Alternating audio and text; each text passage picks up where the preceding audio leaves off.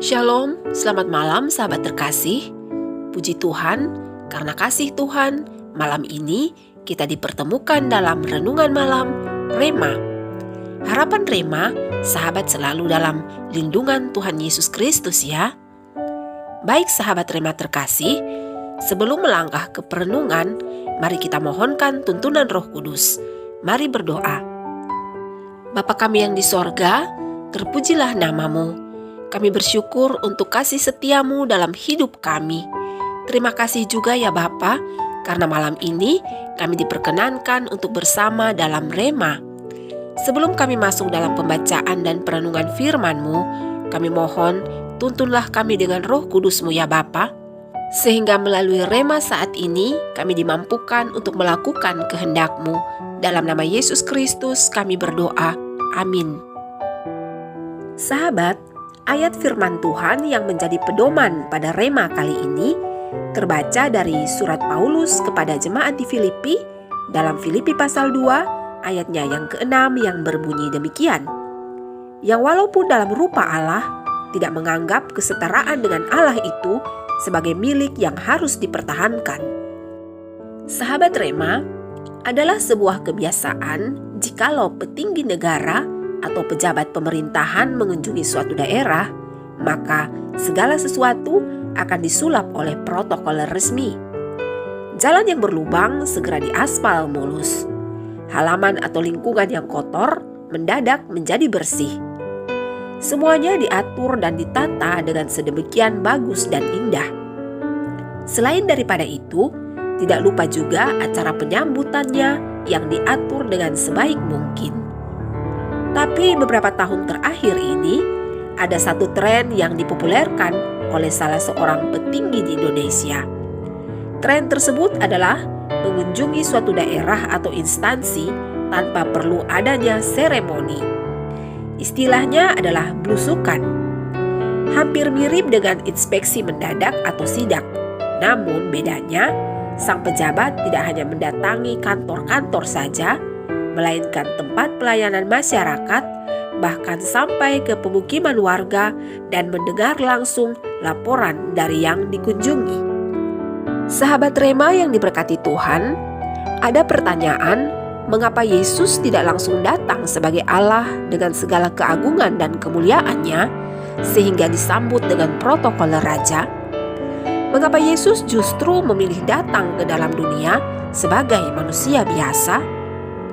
Mengapa Yesus memilih blusukan, yaitu datang tanpa pengawalan dan hadir tanpa kebesaran? Jawabannya ialah karena kerendahan hati. Itulah cermin kerendahan hati yang sesungguhnya.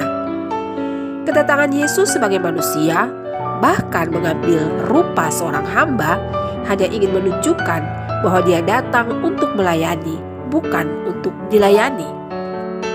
Sahabat Rema, pada saat datang ke dunia, Yesus seharusnya disambut dengan protokol raja, tapi memilih untuk blusukan. Seharusnya dihormati, tapi malah melayani.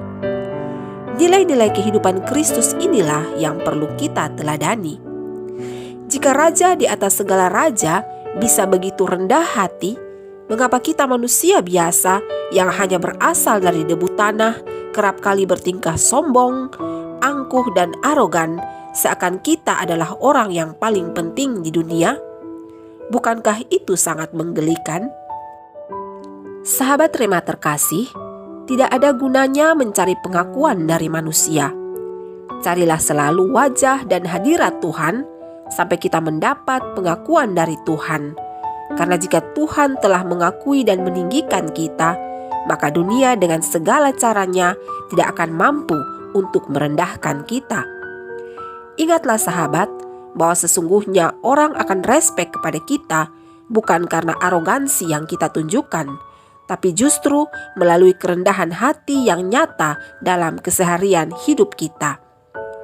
Yesus saja tidak menganggap kesetaraan dengan Allah itu sebagai milik yang harus dipertahankan. Tetapi ia rela menanggalkan kesetaraan itu dan mengambil rupa seorang hamba agar memberi teladan bagi anak-anak Tuhan bahwa hanya dengan kerendahan hati maka seseorang akan dikaruniai kekayaan, kehormatan, dan kehidupan.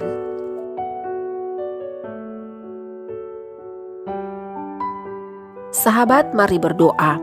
Bapa kami yang di sorga, terima kasih untuk Rema kali ini, karena kami diingatkan untuk mengikuti teladan Yesus Kristus, yaitu rendah hati dalam menjalani kehidupan.